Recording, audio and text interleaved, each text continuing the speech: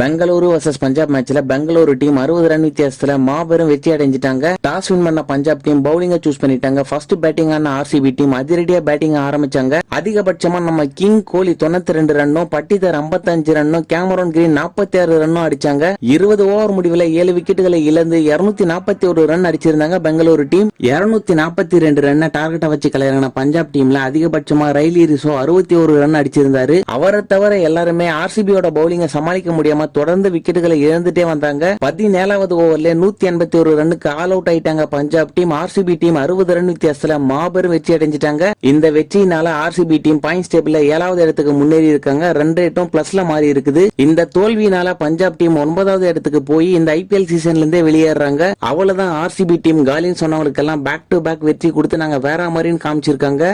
நம்ம கிங் கோலி தனி ஒரு மனிதனா ஆர்சிபி டீம் பாயிண்ட்ஸ் டேபிள்ல மேல எடுத்துட்டு போறாருன்னு நினைச்சீங்கன்னா இந்த வீடியோக்கு ஒரு லைக்